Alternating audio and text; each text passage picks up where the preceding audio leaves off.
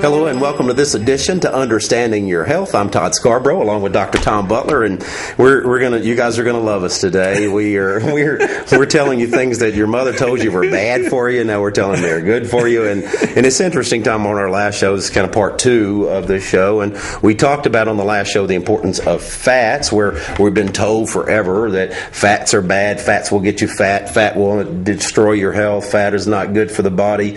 In reality, imperative for the body must be in your diet. If you are deficient in fat, especially good fats, you're suffering. So we talked about that side of things, and basically this show is, folks, about things that you thought were bad for you, but in reality are very good for you and needed in the body, and of course fat's one of them. But Tom, one thing that, and everybody will just jump up and down over this one's chocolate. Before we go to our first break, I want to talk about chocolate because the study that I saw just the other day, and it was talking about antioxidant values in food. And when you look at the antioxidant values of berries, we know that fruits are very high in antioxidants, and there's so many rich foods out there in antioxidants. For those who do not know about antioxidants, your body is constantly producing free radicals. Oxidation in the body happens. It causes damage to the cell. These antioxidants come in and help heal that process and renew it. And when you look at these foods and where we get these flavonoids and antioxidants, where do we get them from? Predominantly fruits, but in most countries they get them from their diet, Mediterranean diets, and that sort of thing, Tom. But in America, according to the study, our predominant antioxidants come from chocolate and coffee. Yes. So let's talk about those two things, folks. You said chocolate's not good for you, coffee's not good for you. Stop. Hang right there. We're going to tell you can have some of these every day, right, Tom? Here's the doctor telling us we can do this.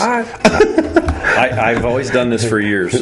For my diet patients that get irritable, I always have a piece of chocolate in my pocket, so it calms them right down. So anyway. So before you talk to them, yes, I guess. Yes. But anyway. Well, and it is interesting. Well, not just any kind of chocolate. Yes. So the good stuff. Yeah, the good stuff. But either way, but when you look at chocolate and what it does, Tom, it does touch centers in the brain of satisfaction. Correct. Same type of centers that you get with other pleasurable events. It can reduce blood pressure. Yes, it can reduce some stresses. The people that eat it tend to be thinner.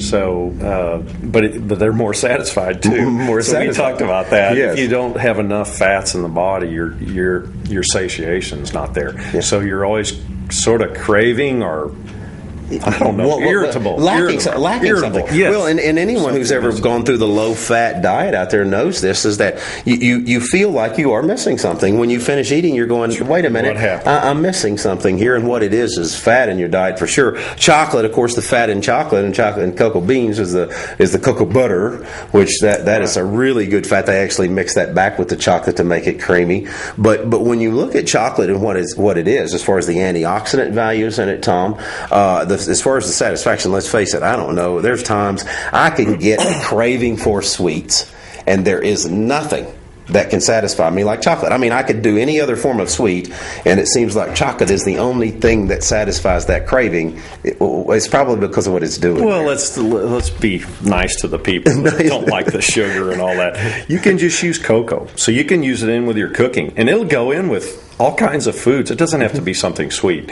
And if you guys ever take a teaspoon of cocoa, it doesn't taste that great. That's the reason they put sugar in it, by the way, because it's very, very bitter. It's very without sugar, nobody would be addicted to chocolate. You could get the benefit from that, so we don't have to just say. But it is better, 60 to 70%. Cacao or cocoa. Yeah, cacao. But if you look at the bean itself, they actually have what's called cocoa nibs now, which they are basically just a little small, and they're not necessarily bitter, they're not sweet, they're kind of neutral. But that's another good way of getting the benefits from chocolate. It's not a melt in your mouth, yummy thing. Right. That's where you need the fats. That's where you need the sugars. And Ghirardelli's does it very well. So if the people want a low cost way, you can get like those little chips. They're almost for like baking, but you can put some of those in with your nuts. You can kind of make your own little trail mix, and that's a good way to get it during the day. Good idea there. And then you're getting the benefits of of the fats and the dried fruits. So great way to eat there. So we're talking about things that your mother said was bad. We're telling you you're good. Just hang on, folks. You're going to love us by the end of the show because we're going to cover other foods that are not supposedly good for you. Now we're finding that they are good for you. So we're going to cover those when we come back on this edition of Understanding Your Health. Hang on. We're going to get good when we get back.